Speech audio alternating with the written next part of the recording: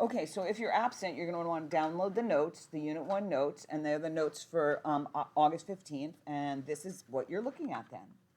And what we're going to do today is we're going to talk about measuring with a manual instrument. So it's very nice to be measuring with an electronic instrument. And an electronic instrument would be an instrument like an electronic scale. And I realize that, like, you think, like, well, aren't all instruments electronic? Like, we have electronic scales, like, you step on the scale and it's a digital scale, it just measures how much you weigh.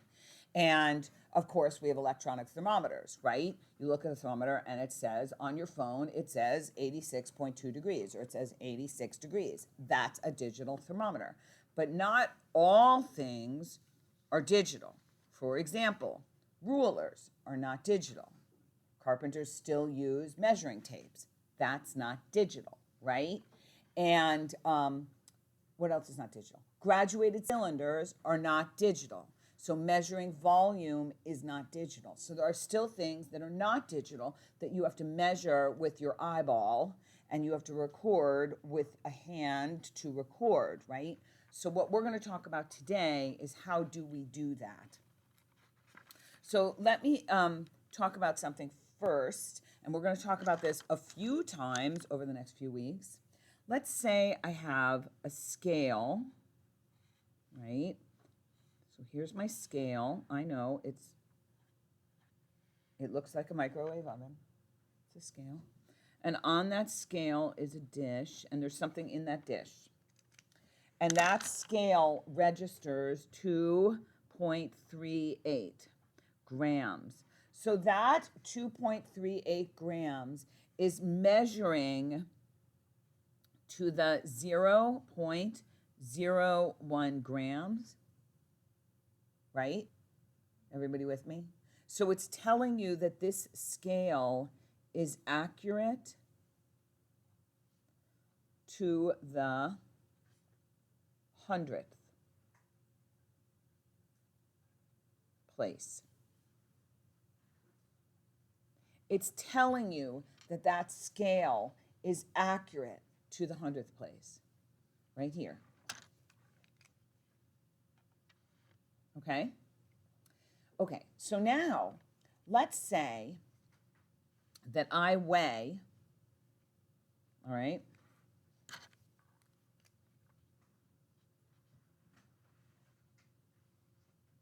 111 pounds. Let's just pretend. I weigh 111 pounds. And I step on a scale and it says, you weigh 100 pounds. Ding, ding, ding. You weigh 100 pounds. This scale, first of all, makes me happy. Like you have no idea. But anyway, this scale is rounding off to where? I weigh 111. This scale says I weigh 100. What place is this scale rounding off to? Yeah, the hundredths place. Who said that? Good job, David. The hundredths place. This scale is rounding off to the hundreds place, right? The hundreds place.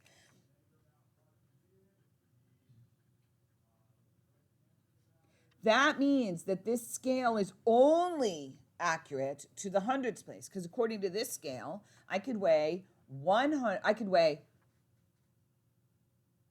51 to 149 pounds, and I would still weigh 100 pounds. Let me repeat that. I could weigh 51 to 149 pounds, and I would still weigh 100 pounds. It rounded off to 100 pounds. Raise your hand if you can give me a little wave if you're confused. Okay, good. All right. So this scale only is accurate to one digit. Oh, wait, what? This scale is only accurate to one digit. The 2 zeros are meaningless. All right, next, keep going. This scale says I weigh 110 pounds. This scale is accurate to the tens place. right? Because on this scale, I could weigh 105 to 114, which I do. I weigh 111, right? Right? Okay?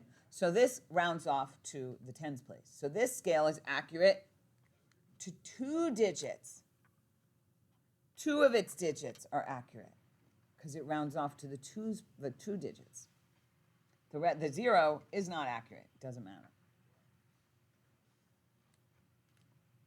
This scale is accurate to 3 places, to the ones place, right?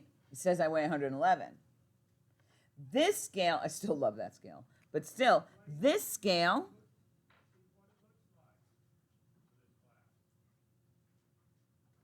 these scales are accurate to the 10th place. Either one of these is reading correctly because I didn't tell you what I weigh to the 10th place, but both of them in both of these places, I in this one I do accurate, like I am 2 different people here, right? Because both of these are telling you that I weigh 0 as a number and 2 as a number. Okay, so when I stepped on this scale this morning, I weighed 111.0. And tomorrow, when I stepped on this scale, I weigh 111.2. This is accurate to 4 digits. Okay, so this is very clearly a big issue. This is an issue here in science, right? How accurate these scales are. And when you read a digit, a manual instrument, you have to be able to be accurate too. You can't just wing it out there, right? Because you're up against some really majorly accurate instruments digitally. So let's see how we're going to do that, okay?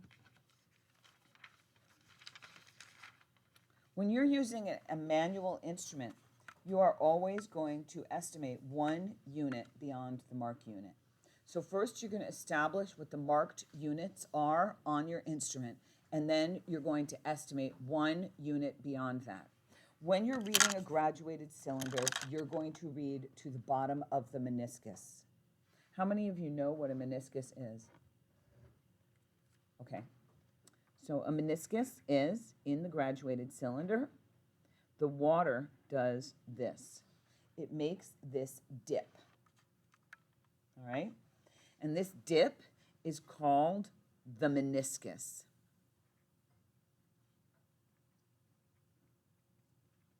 Okay, so for those of you who are not viciously taking notes, I don't know what you're doing. How are you going to identify it? Like if you're not like, I would get on this right now. You need to be taking notes. Everything that I'm writing, you should be writing because you have the notes. And this is the danger of giving notes to students, is that they sit there and stare at you. You should be taking notes on everything that I'm writing, okay? Okay, plus you're gonna fall asleep if you're just sitting there watching me, all right? So this here, this attachment to is due to adhesion. Adhesion. This is the water molecules sticking to the glass.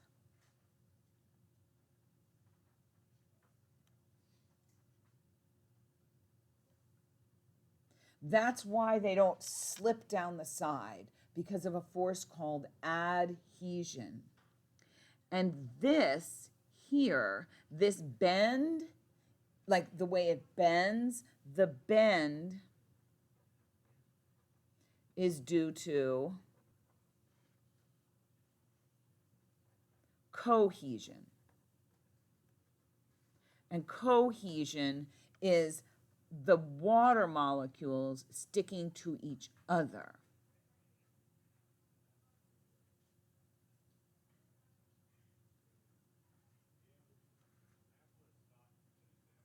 Okay? And so because of adhesion and cohesion, we get this meniscus. Your job is to read from the bottom of the meniscus. Now, if everybody reads from the bottom of the meniscus, then everybody's reading exactly the same place. So you look at the bottom of the meniscus and you read where we are. And then what you do is you estimate. So a 100, so here's an example. Oh, thanks. Here's an example. A 100 milliliter graduated cylinder is divided into, hi. Thank you. Is divided into 1 milliliter graduations. The volume in this cylinder would be measured, so it's divided into 1 milliliter graduations, and the volume in this cylinder would be measured to an estimate of 0.1. Why? Because if each one of these is 1 milliliter, then if I'm going to estimate halfway, it's going to be 0.5 milliliters. So that's to the 10th place. Does that make sense? If I'm a third of the way through it, then it's 0.3 milliliters. So estimating in between the 1 milliliters goes to the 0.1 milliliters.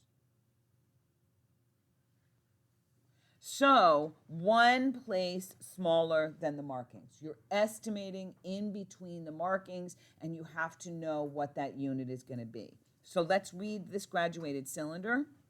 So here I have 6 milliliters. Here I have 8 milliliters. Here, then, that means I have 7 milliliters. And I'm putting the 7 over here because, like, it's hard to get it, through the liquid. So that means that each one of these is actually 0.2 milliliters. My division here is 0.2 milliliters. So if I was halfway through between the two divisions, where would I be? If I was halfway between these two divisions, 0.1, who said that? Excellent. What's your name? Daniel. Excellent, Daniel. Thank you. 0.1, I would be 0.1. Everybody understand? 0.1. So my smallest unit here, is 0.2 milliliters.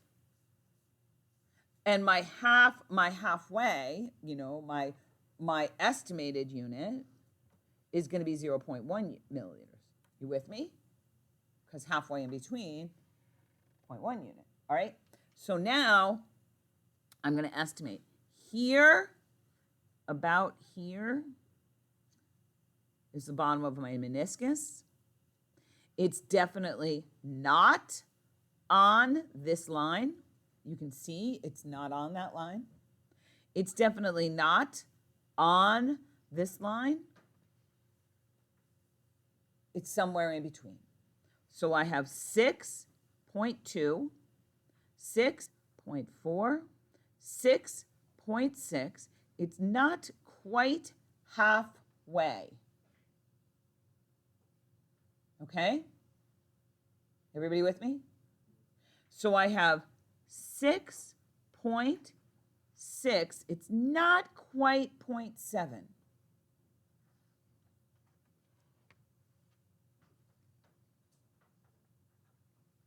Point 0.7 would be halfway between 6.6 and 6.8. It's not quite 0.7.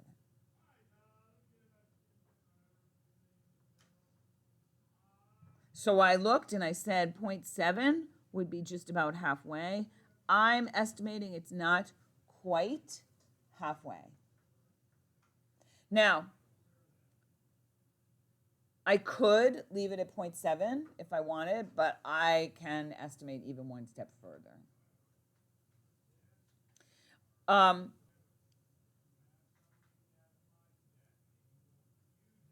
I can fairly clearly tell you that this is better than 0.6, and this is better than 0.8, because I am definitely clear that it's not 0.6 or 0.8, because 0.6 is here, and it's definitely not 0.6, and 0.8 is here, and it's definitely not 0.8. So I'm definitely better off this way. Okay? Questions? Notice my units, which tell me that this is milliliters, not liters, right? Milliliters. Next, let's go to the next one. Are there questions? Okay. Now I'm going to look at the next one. This one comes from the top here. This one doesn't come from the bottom. So I'm going to have to see, and I know this. So I know this because I see 21 here, and then I see 20 here. So I know that this one must come from the top. So I'm going to come down from the top. I'm going to say 19. Oh, this one, look at my bottom of the meniscus lands exactly on the 20. So do I leave it like this? No. I need to read one more unit past the markings.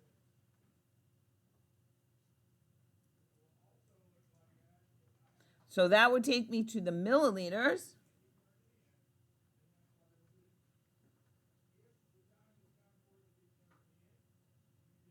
So this is the marking, 20.0 is the marking, right? This would be, see, because this right here, this first line here would be 20.1. You with me? That little line would be 20.1, which means that the line that this is on is 20.0. So this line right here is 20.0. That's given. That's like the marking. The marking is 20.0. But now I want to say that it is neither higher nor lower. I'm calling it at 20.0 exactly. So 20.0, and then I'm estimating that it is precisely on that line. So I'm going to add a 0. One marking past the markings on the graduated cylinder. So this one is actually like the hardest one, because you have to remember to go one marking past the markings on the graduated cylinder.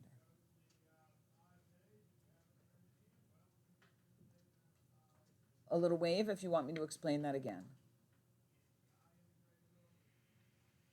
Okay, let's look quickly at a triple beam balance. So the triple beam balance is an old scale. So we'll look at one of these later. Like I think it's worth like doing a little demonstration on it, because they're kind of fun to see what you actually had to go through before like there were digital scales. We actually have a set of 15 of them in the back, because digital scales are super expensive, and we actually just got sets of them like 3 years ago. So up until like 3 years ago, kids had to use these.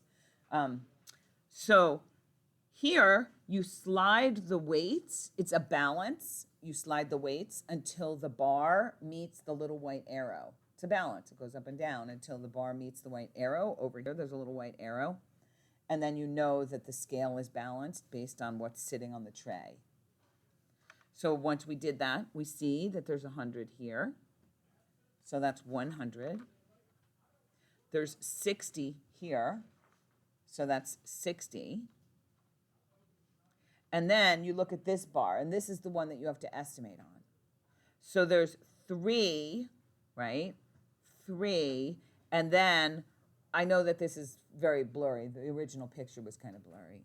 So I'm just going to like wing it here. So I go to 7, because that's where that is, right? 7. And that's all on the scale. I haven't estimated anything yet.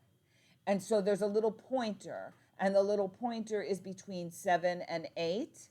And then you estimate where the pointer is between 7 and 8. So I'm going to estimate 2.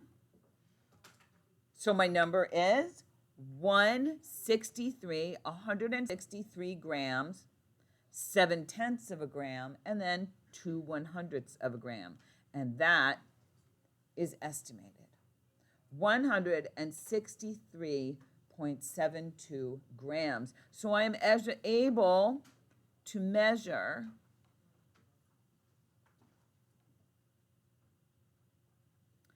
to the centigrams, like centimeters, centigrams, hundredth of a gram. So 0.01 grams, the hundredth of a gram. And that is called a centigram scale because you can estimate to the centigram. So this is called a centigram scale. Even though the last marking is decigram, I can go to the centigram. Okay? Next, we're going to look at the bone on a meter stick. This is a really large bone. It's on a meter stick. That's really scary, actually. All right, so this is 100 centimeters, 100 centimeters, right, to a meter. So we're going to kind of wing this. So that's 98, and we're kind of pretending here, 98 centimeters. And then we're going to estimate, because this is centimeters, in between the centimeters. So I'm going to throw a number out there, 0.3 in between the centimeters. I'm just estimating. I'm totally what you can be like, what? I don't see 0.3. I'm just going in between the lines. So I get 0.3 centimeters. So look, the ruler, the meter stick is to meters. The smallest line is centimeters. See, 98, 99, 100, right? 99, 90, 95, 96, 97, 98, 99, 100 centimeters. So I got 98.3, so I estimated there. One smaller mark. Okay, and now we're going to do an activity, which you guys, if you missed it, you're not going to. All right, so I hope you got the notes.